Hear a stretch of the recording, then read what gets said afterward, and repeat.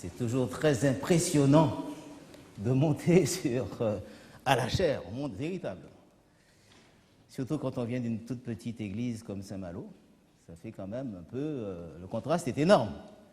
Mais il n'empêche que je me réjouis d'être parmi vous. Hein. Ce n'est pas une simple formule. Je connais un bon nombre d'entre vous, mais il y en a que je ne connais pas, heureusement. Ça signifie que ça bouge. Et l'Église est là pour que l'Évangile soit répandu par elle. C'est sa mission. Il est normal que je ne connaisse pas tout le monde. Et je me réjouis pendant cette semaine de pouvoir faire la connaissance de ceux que je ne connais pas et de retrouver ceux que je connais. Et bien que le Seigneur nous dirige aussi dans ce moment de culte que nous passerons avec lui, qu'il nous inspire, qu'il nous permette de chacun de pouvoir le rencontrer de toute façon, de se laisser influencer par son Saint-Esprit.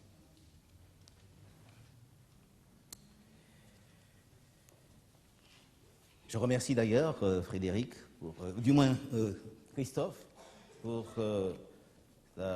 ces quelques paroles de bienvenue qu'il m'a adressées. Et déjà, j'apprécie la bienvenue qui m'a été réservée depuis hier soir. Dans la description qu'ils font d'une catastrophe, Frédéric et ses confrères, j'insiste, Christophe et ses confrères, donc les journalistes, font spontanément usage d'un mot. C'est celui d'apocalypse. Une scène apocalyptique. C'est une vision d'apocalypse. Les sectes jugées les plus dangereuses, ce sont celles qui font allusion à l'apocalypse, savoir celles qui enseignent la fin du monde en termes apocalyptiques. Ainsi est-il généralement admis dans le monde religieux, ou profane d'ailleurs, que le livre de l'Apocalypse est à classer parmi les livres curieux, très peu attrayants, non seulement à cause de son vocabulaire ésotérique, c'est-à-dire hermétique, secret, mais également des descriptions effrayantes qui ne peuvent satisfaire que des gens un peu curieux, des gens qui aiment se faire peur, tels les amoureux de l'étrange et du fantastique. Mais en fait, le mot « apocalypse » définit la nature même de ce livre. Apocalypse, c'est un mot grec, apocalypsis, qui est formé d'une préposition, apo, qui marque un éloignement à partir d'un point, et puis la racine, kaluma, qui signifie tout simplement voile, et la racine verbale, kalupto, qui signifie cacher. D'où un voile qui s'éloigne pour révéler ce qui est caché. Et c'est ainsi que, en anglais en particulier, eh bien, apocalypse devient tout simplement revelation, révélation. Révélation d'un personnage, Jésus-Christ. Un personnage absolument, je dirais, resplendissant, surtout dans la vision inaugurale du chapitre 1, à tel point que Jean, le prophète Jean, jadis le petit Jean, le dernier, le Benjamin des disciples qui avait l'habitude de se coucher sur la poitrine de Jésus, eh bien ce Jean ne peut tenir devant la révélation de ce même Jésus. Glorieux, il est tout simplement foudroyé, écrasé. Eh bien ce Jésus achève sa révélation, chapitre 22, par une promesse. Oui, je viens bientôt. Peut-il exister une meilleure nouvelle, une plus belle promesse que celle-là? Nos cœurs ne se gonflent-ils pas en entendant cette promesse. Je reviens bientôt. Effectivement, s'il le fallait encore, si nous n'en étions pas encore suffisamment convaincus, l'Apocalypse nous apporte la preuve du désir intense et permanent de Dieu de faire de nous des enfants heureux, des parents heureux, des jeunes gens heureux, des jeunes filles heureuses, des femmes heureuses, des hommes heureux. J'ai dit heureux, mais c'est précisément le terme à proposer, en tous les cas, que pour introduire les béatitudes. On parle des 9 béatitudes que notre ami Frédéric nous a lues tout à l'heure, des 9 béatitudes. Dès qu'on pense béatitude, heureux, on pense à ces 9 béatitudes. Mais peut-être ne l'aviez-vous pas remarqué, il y a aussi des béatitudes dans l'Apocalypse. Il y en a combien d'après vous? Je vous interroge là. Combien de béatitudes dans l'Apocalypse? Comme par hasard. Il y a un chiffre qui revient en permanence dans l'Apocalypse. C'est le chiffre 7. Donc il y a 7 béatitudes. Au cours de cette semaine, nous parlerons du chiffre 7 notamment. Ce matin, je veux aller un peu vite. De toute façon, ce chiffre 7 qui revient exprime une plénitude. Je voudrais ce matin que nous mesurions notre privilège d'être connus d'un tel Dieu qui désire notre bonheur à chacun ici présent ce matin. Et il mérite donc d'être adoré comme nous voulons le faire, totalement, corps et esprit, être bien présent dans cette adoration, présent et présente. Lisons ensemble, si vous voulez bien, ces 7 béatitudes. La première se trouve au chapitre 1. Elle débute, introduction même du livre, et au verset 3. Peut-être c'est-il intéressant que nous participions et que nous puissions ainsi lire cette béatitude. Nous l'avons sous les yeux. Peut-être que quelqu'un pourrait lire à haute voix, je ne sais pas. Est-ce que ça peut se faire? Si, quand même. Eh bien, lisons. Première béatitude. Heureux celui qui lit et ceux qui entendent les paroles de la prophétie de ce livre et gardent les choses qui y sont écrites, car le temps est proche. Merci. La deuxième béatitude se trouve au chapitre 14 et au verset 13.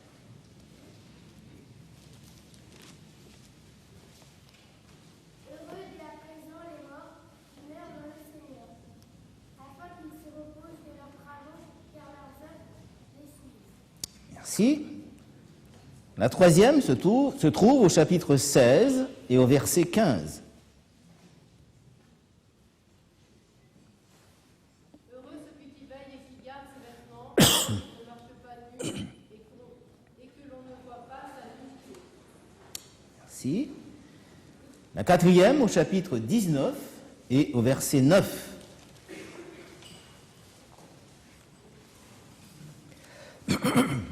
Pardon. Heureux ceux qui sont appelés les de noces de l'agneau, puis il me dit, ce sont les paroles véritable de Dieu. La cinquième se trouve au chapitre 20, première partie du verset 6. Chapitre 20, première partie du verset 6. Heureux et saints ceux qui font part à la première résurrection, la seconde n'aura pas le pouvoir sur eux. Merci. Chapitre 22, verset 7, la sixième. Heureux celui qui garde les paroles de la prophétie de ce livre. Merci. Et enfin, la dernière, chapitre 22, verset 14. Heureux ceux qui lavent leurs robes afin d'avoir droit à l'arbre de vie et d'entrer par les portes dans la vie. Merci. Je n'ai pas l'intention d'examiner avec vous chacune de ces béatitudes ce matin. Je pense que cette heure ne suffirait pas. Mais j'aimerais attirer votre attention sur la manière dont ces béatitudes ont été exprimées. Là encore, ce n'est pas un hasard. C'est ce que j'ai pu découvrir en ce qui me concerne. Nous allons donc apprécier le parcours que nous fait suivre effectivement l'auteur de ces béatitudes.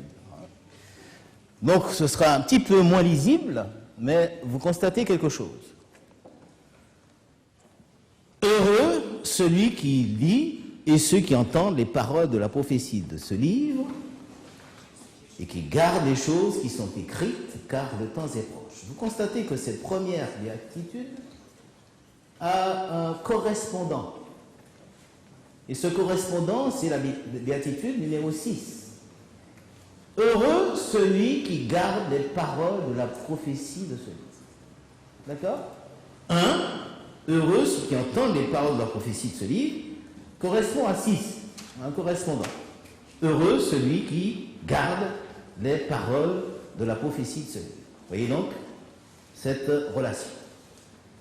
Vous constatez que la deuxième béatitude, heureux dès à présent les morts qui meurent dans le Seigneur, afin qu'ils se reposent de leurs travaux, car leurs œuvres les suivent, a un correspondant qui est la cinquième béatitude, heureux et saints ceux qui ont part à la première résurrection, la seconde mort n'a point de pouvoir sur eux. Voyez donc. Et enfin, la troisième béatitude, heureux celui qui veille et qui garde ses vêtements afin qu'il ne marche pas nu et que l'on ne voit pas sa nudité, a comme correspondance la 7e. Heureux ceux qui lavent leurs robes afin d'avoir droit à l'arbre de vie et d'entrer par les portes dans la vie. Donc, il y a là 3 tandems. 1, 6, 2, 5, 3, 7. Il ne reste plus que la 4e. Et la 4e sert de charnière et en même temps est un aboutissement. Puisque la 4e nous dit « Heureux ceux qui sont appelés au festin des noces de l'agneau ». Ce n'est pas un hasard. L'aboutissement, c'est bien cela. Qui d'entre nous, ce matin, ne souhaiterait pas partager ce repas des noces de l'agneau? J'aimerais voir les mains. Donc si nous sommes là, c'est parce que chacun d'entre nous souhaite être présent au repas des noces de l'agneau. Vous n'avez pas envie? Ah bon? D'accord. Bien. Bon, alors c'est que vraiment vous voulez y être. Donc nous constatons que ces béatitudes sont en quelque sorte en tandem, couple, 2 à 2, pour aboutir à cette dernière béatitude. Heureux ceux qui sont appelés au festin des noces de l'agneau. Vous avez donc ceux qui seront présents aux noces de l'agneau, vont en quelque sorte effectuer 2 parcours, ou du moins il y a 2 catégories qui effectueront chacune de ces catégories un parcours qui lui est propre. Première catégorie, heureux celui qui lit et ceux qui entendent les paroles de la prophétie de ce livre et gardent les choses qui sont écrites, car le temps est proche. Nous aurons l'occasion d'examiner cela au cours de cette semaine. Et tous ceux qui pourront, et faites le maximum pour pouvoir, ça vaut la peine, vous ne regrettez pas. Non pas parce que je tiens ce séminaire, mais vous ne me regrettez pas parce que vous serez tout simplement là à l'écoute de cet ultime message que le Christ apporte, envoie, adresse à chacun des disciples que nous représentons. Vous constatez que cette catégorie-là ne passe pas par la mort, parce que vous espérez quand même être de ceux qui verront le Christ vivant. Des vivants qui verront le Christ. Je me trompe? Est-ce que nous pensons que ça pourrait arriver? Bon, nous sommes vraiment de vrais adventistes. dès lors que nous espérons que ce retour sera plus que prochain et les événements ne font que confirmer cette impression. Donc il ne passe pas par la mort. Donc le trait, vous voyez, passe. Bon, ce n'est pas vraiment visible pleinement, mais il passe quand même tout à fait au-dessous, là, et on arrive à la troisième béatitude qui concerne ces vivants. Heureux celui qui veille et qui garde ses vêtements afin qu'il ne marche pas nu et que l'on ne voit pas sa nudité. Vous avez une deuxième catégorie, c'est le parcours de ceux qui sont arrêtés par la deuxième béatitude. Il démarre aussi comme les vivants avec la première et qui butent sur la seconde. Heureux dès à présent les morts qui meurent dans le Seigneur afin qu'ils se reposent de leurs travaux car leurs œuvres les suivent. Alors pour cela, il y a un parcours parallèle qui ne se situe pas après leur mort, vous le comprenez, mais qui est une preuve qu'ils se sont endormis dans le Seigneur. Alors qu'est-ce qu'ils ont pu faire pour s'endormir dans le Seigneur? On passe donc à la 5, vous suivez le parcours, j'espère. Donc il s'agit de cette deuxième flèche qui bute sur la deuxième béatitude et qui se retrouve au niveau de la cinquième béatitude, où nous lisons « Heureux et saints ceux qui ont part à la première résurrection, la seconde mort n'a point de pouvoir sur eux. » Ça les concerne. Qu'est-ce qui a dû se passer pour qu'ils ressuscitent après être morts dans le Seigneur? Sixième, heureux celui qui garde les paroles de la prophétie de ce livre. Ils ont gardé les paroles de la prophétie de ce livre. Et nous passons à la septième, pour eux. Heureux ceux qui lavent leurs robes afin d'avoir droit à l'arbre de vie et d'entrer par les portes dans la ville. Qu'est-ce que nous remarquons?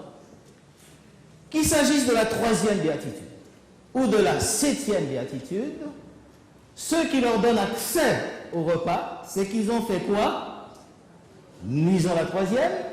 Heureux celui qui veille et qui garde ses vêtements afin qu'il ne marche pas nu et que l'on ne voit pas sa nudité. Heureux ceux qui lavent leurs robes afin d'avoir droit à l'arbre de vie et d'entrer par les portes dans la ville.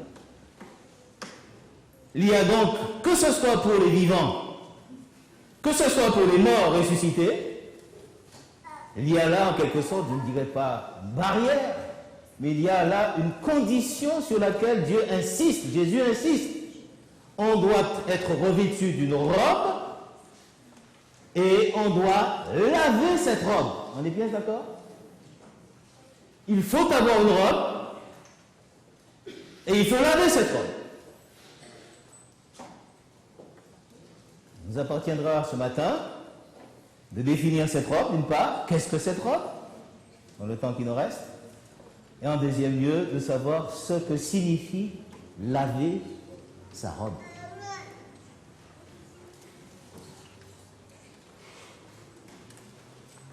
La robe en question, je pense que nul d'entre nous ne l'ignore. C'est cette robe que nous sommes censés avoir revêtue, si nous sommes là ce matin. C'est cette robe que nous offre Jésus-Christ, au chapitre 3, dernière église, la Odyssée. Et s'il n'en était pas ainsi, eh bien, c'est une robe que Jésus nous conseille d'acheter de lui. Il en a le monopole. Il n'y a qu'à lui qu'on peut se procurer. Il n'y a que lui qui peut, du moins, nous munir de cette robe. Cette robe, eh bien, c'est cette robe de justice de notre Seigneur Jésus. Et cette robe de justice, c'est une robe qui ne s'est pas acquise à la croix. Quand on parle de robe de justice, on fait tout de suite mention de la croix.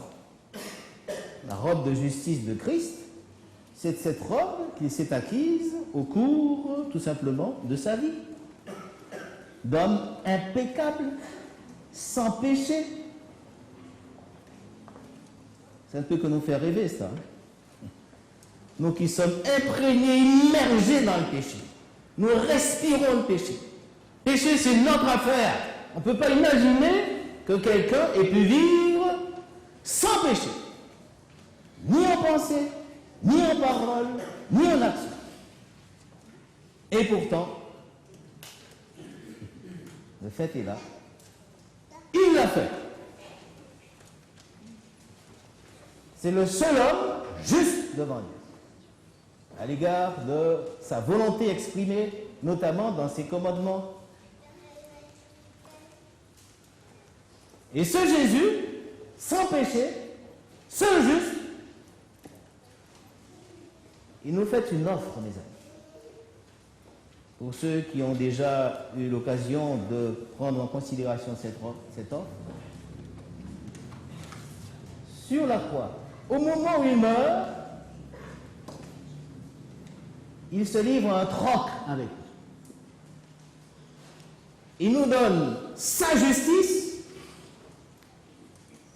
et lui, il prend, j'ose le dire, nos saletés. Vous avez déjà vu, vous avez déjà eu affaire à des trocs pareils, hein?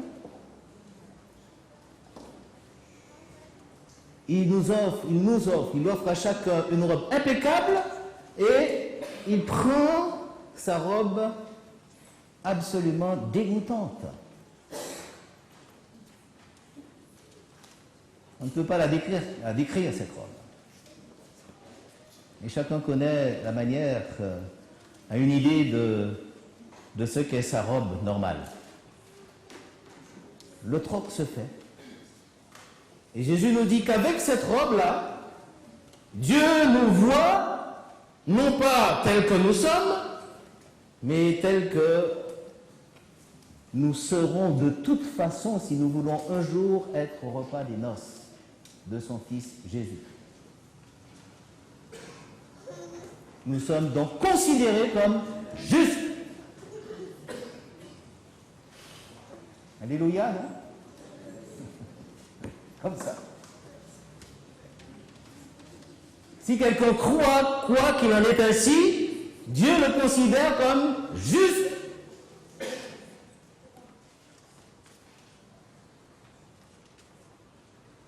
Et si quelque chose lui arrivait immédiatement après avoir accepté un tel cadeau, il mourrait comment? Dites-moi cela. Juste. Ce n'est pas une comédie. Dieu le considérant comme juste, je n'ai pas le temps ce matin d'entrer dans ces détails. Venez cette semaine, mais vous savez que Jésus, que personne aujourd'hui, si jamais quelqu'un meurt, quand quelqu'un meurt, il ne meurt jamais. Je dirais, il ne meurt jamais sans péché. Il a quand même des relents de péché. On est d'accord? Il ne peut jamais s'endormir en disant « Plus de problème avec le péché, je m'endors nickel », pour reprendre une expression des jeunes aujourd'hui. S'il le disait, comment est-ce que vous le considériez? Vous vous gratteriez la tête, hein? Ah, ce frère, cette sœur a des problèmes. Or, Jésus nous dit, du moins l'auteur de l'Épître aux Hébreux, pensons que c'est Paul, nous dit que recherchez la paix et la sanctification sans laquelle nul ne sera manqué. C'est bien cela? Nul ne verra ça. Or, on s'endort avec encore quelques problèmes. On a lutté, mais on n'a pas eu la victoire. À votre avis, qui va faire en sorte que nous serons malgré tout à ce repas des noces? On va lire un texte. Je n'ai pas pu résister. 1 Corinthiens chapitre 1 verset 30. Je pense que comme Jean 3,16, nous devons d'apprendre ce verset par cœur. Il est aussi important que Jean 3,16, qui nous parle de justification, le fait d'être considéré comme juste. 1 Corinthiens 1,30. Là, j'aimerais demander à quelqu'un de bien vouloir lire ce texte. On peut commencer un petit peu avant, pour être dans le contexte. On va commencer à lire, à partir du verset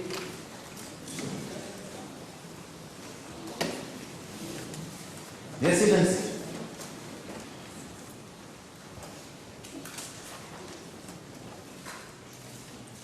Qui le lit à haute voix. Mais Dieu a choisi les choses folles du monde pour confondre les sages. Dieu a choisi les choses faibles du monde pour confondre les forts. Dieu a choisi les choses vives du monde, celles qu'on maîtrise, celles qui ne sont pas, pour réduire à rien celles qui sont, afin que nulle chair ne se glorifie devant Dieu.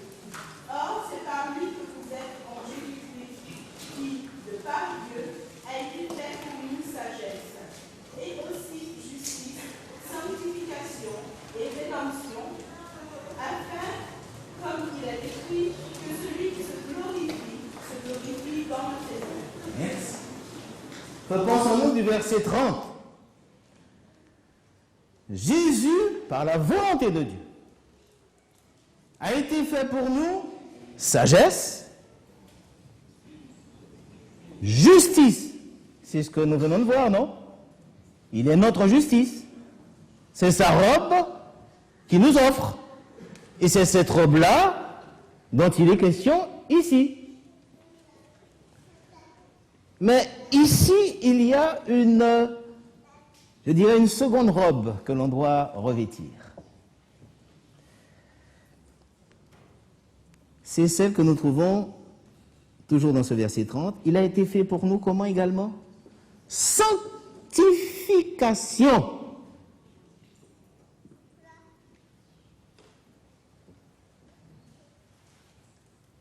Il a été fait pour nous sanctification.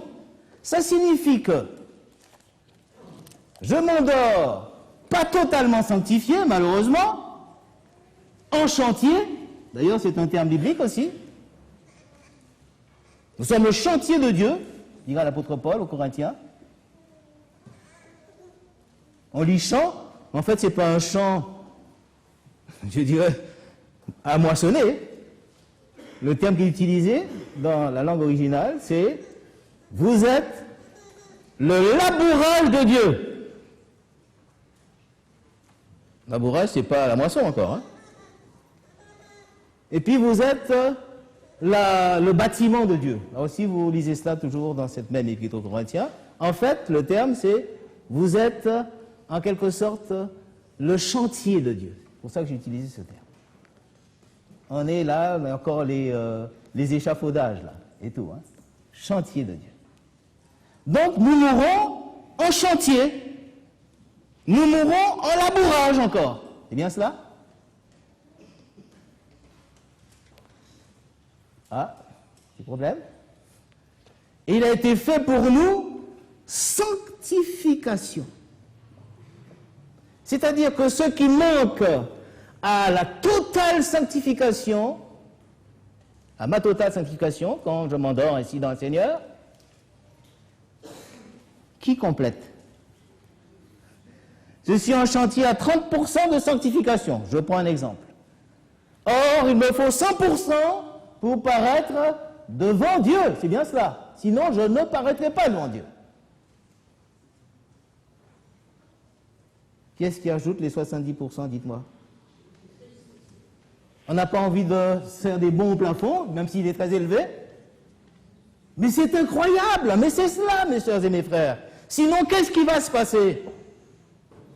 Puisque tous, nous mourrons au chantier. Il faut que nous paraissions devant Dieu sans tâche. C'est bien cela? Pas un péché ne doit paraître. Donc, qui va compléter? Forcément, Jésus-Christ, mes amis. Et c'est clair, oui. Puisque je ne peux plus rien changer quand je suis là, couché, en train de dormir. Lui, complète. Donc, vous voyez bien que cette robe, cette première robe, doit être complétée d'une seconde. Ce n'est pas seulement la robe de justice du Christ, mais c'est la robe d'être absolument sans péché, impeccable, on va dire simplement. On va reprendre le même mot. Net de péché. Mais c'est cette robe qu'il accorde Au 5e psaume, là encore, nous aurons l'occasion d'en prendre connaissance. Je ne vais pas tout vous dire ce matin. Tout est pensé parce que Dieu veut que chacun d'entre nous soit présent à ce banquet. Vous en doutiez? Il fait tout pour que nous soyons présents. Et si nous ne sommes pas présents, c'est que vraiment, nous n'avons pas voulu être présents. Il fait tout pour cela. En sommes-nous convaincus ce matin? Tout pour cela. Justification, sanctification, c'est son affaire. Vous me direz, je suis en train ce matin de vous dire que on peut mener sa petite vie chrétienne comme on veut. De toute façon, Jésus va compléter, c'est bien cela? Bon, il vaut mieux préciser, on ne sait jamais. Il ne devrait pas être un faux prophète qui encourage chacun à penser que de toute façon, nous irons tous au paradis, c'est bien ça?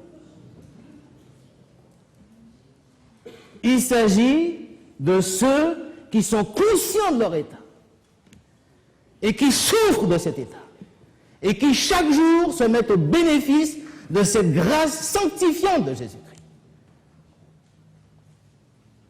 C'est véritablement leur hantise, bonne hantise dans ce sens-là. Ils ne pensent qu'à cela. Leur vie est orientée vers cela. Que Seigneur, véritablement, tu me permettes d'obtenir cette totale victoire. Ce sont des hommes et des femmes, des jeunes gens et des jeunes filles qui ont fait, en quelque sorte, qui ont déclaré la guerre à tous leurs péchés. Sans exception. Vous savez que nous avons nos petites exceptions. Vous me suivez? C'est rien, Seigneur. C'est insignifiant, cette affaire-là. On appelle ça des petits péchés mignons. Il n'y a pas de problème, tu vois bien, c'est rien, ça. Et on discute. Et on essaie plus ou moins de justifier l'injustifiable. Et c'est ce que Dieu n'accepte pas. Il comprend que nous soyons pécheurs, mais il n'acceptera jamais que nous ne déclarions la guerre à tous nos péchés. Dès que nous sommes passés à ce stade de déclarer la guerre à tous nos péchés, il se réjouit, se dit celui-là, celle-là, c'est chose faite. Je compléterai. Parce qu'il en souffre. Elle en souffre. Elle est morte, elle est allée se reposer, les armes à la main, vous me suivez? En combattant, en combattante. Je compléterai. C'est toute une vie, ça.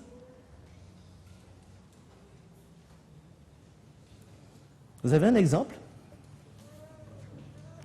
On ne peut pas... Celui-là, on est certain qu'il sera de ceux qui seront à table avec le Christ.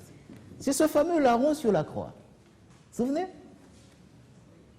Il dit à Jésus, souviens-toi de moi quand tu seras dans ton règne. Qu'est-ce que Jésus lui répond? Oula, là, ça va être difficile. Je peux à la limite te justifier, mais quand être avec moi à table, à quel niveau se trouvait son pourcentage de sanctification? Dites-moi ça. Il est bloqué là sur la croix, il ne peut pas bouger. Et Jésus lui dit pourtant, tu seras avec moi au repas des noces. Combien est-ce que Jésus lui a donné le pourcentage de sanctification? Dites-moi cela. 100%.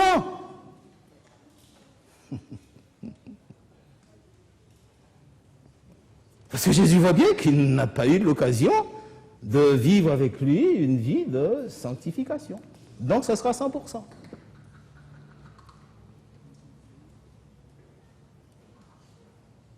C'est irréfutable, cela. Il n'est pas mort sans péché, cet homme-là. Il a de gros problèmes, même. Puisque lui-même l'a reconnu. Il s'endort, et il sera au repas des noces de l'agneau. Nous avons déjà pratiquement répondu à ce lavage de robe. Vous voyez cela. Et le terme qui est utilisé, la forme grammaticale, devrait pouvoir ainsi être rendu heureux, non pas ceux qui lavent leur robe, mais heureux les lavant leur robe. Ça veut dire quoi cela? Heureux les lavant leur robe. De temps en temps, qu'est-ce qu'ils font? La forme même grammaticale fait qu'il s'agit d'hommes, de femmes, de jeunes gens, de jeunes filles qui ne font que cela. Les spécialistes de lavage de robes ne font que ça. Professionnels du lavage de robes.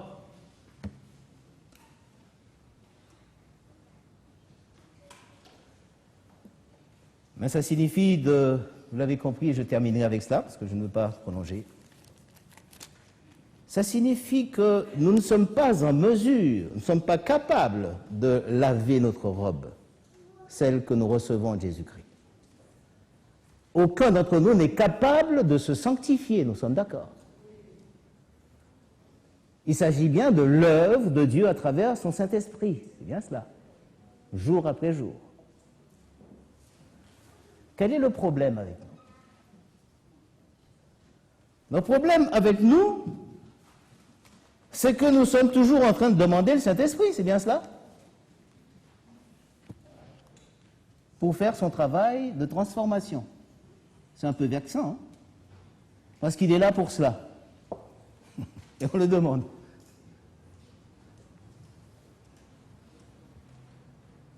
C'est pas vexant, ça, c'est comme s'il n'a rien fait. On demande le Saint-Esprit alors qu'il est en train de faire son travail en nous, si nous le voulons bien. Et c'est bien là le problème, si nous le voulons bien. Donc, laver sa robe, c'est chaque jour, chaque matin, chaque midi, chaque soir, en permanence, nous donnions l'autorisation au Saint-Esprit d'accomplir en nous son travail de transformation. C'est ça, laver sa robe. D'accord, Seigneur. Tu continues. Je suis d'accord. On renouvelle ce bail, en quelque sorte. Cette alliance. À chaque instant, parce que nous nous connaissons, nous savons qui nous sommes. Un jour, ah oui, tu peux laver, Seigneur, et puis le lendemain, écoute, là, quand même, on pourrait remettre ça un peu. Hein. On peut attendre un petit peu. C'est ainsi qu'on tombe, on succombe à la tentation. Quand on succombe à la tentation, c'est qu'on dit au Seigneur, attends un petit peu. On se reverra tout à l'heure. Donc cet accord n'est pas permanent. Et laver sa robe, c'est donner son accord en permanence.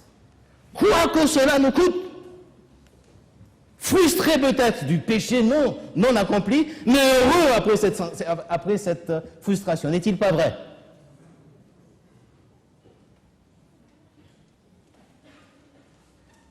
C'est ça laver sa robe. Heureux les lavant leur robe. Et ça concerne tous les domaines de notre vie chrétienne. Je n'ai pas le temps ce matin, bien sûr, d'en dresser le catalogue. Chacun sait ce dont il s'agit. Dans tous les domaines de notre vie, faire en sorte que aucune décision de ma part ne puisse perturber le lavage auquel se livre, cette transformation auquel se livre le Saint-Esprit. Tous les domaines de ma vie. C'est un choix. Le résultat, c'est que nous serons sûrs d'être présents au repas des noces de l'agneau. Que la mort nous frappe, ou que de notre vivant nous voyions le retour de notre Seigneur Jésus-Christ, c'est une certitude dès lors que nous sommes en permanence dominés par ce désir intense de laver notre robe. Nous sommes en lavage de robe.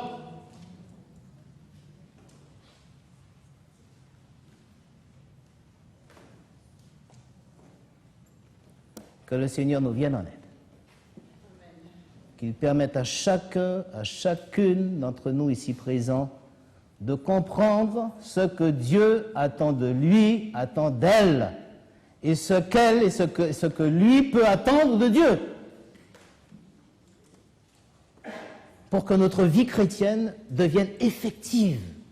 Vous n'avez pas l'impression de temps en temps que nous piétinons, que nous pataugeons là, n'avançons pas. Pénible cette impression-là. Même des péchés qui semblaient être réglés, de temps en temps, ils ressurgissent. Qu'est-ce qui se passe? On comprend Jésus qui nous dit, veillez, priez, faites attention, soyez vraiment, je dirais, présents à chaque instant, parce qu'il y en a un qui ne nous fera aucun cadeau. Nous n'avons rien à attendre. C'est le combat, c'est la guerre ouverte, la guerre impitoyable. Et chacun d'entre nous est un vainqueur potentiel. Ça ne dépend que de lui, ça ne dépend que d'elle. Dès que la décision est prise de laver ainsi cette robe, la mort peut nous frapper, ou nous pouvons avoir la joie d'être vivants. C'est chose faite pour Dieu. Ça se fera. Et celui qui est la parole incarnée, Jésus-Christ, quand Dieu exprime un désir, celui de créer la terre, qu'est-ce qu'il fait? Dieu dit que la lumière soit, et la lumière, c'est sûr. Mais c'est aussi sûr qu'il nous revêtira de cette robe de justice, sa justice, son caractère, pour que nous puissions paraître un jour devant son Père. C'est cette même parole qui s'est incarnée. Hein. Donc, aussi sûrement qu'il a créé la planète sur laquelle nous vivons, aussi sûrement il tiendra parole. C'est chose faite, et nous serons au banquet des noces de l'Agneau. Que le Seigneur véritablement enracine cette conviction en chacun d'entre nous. Et notre vie en sera transformée. Amen.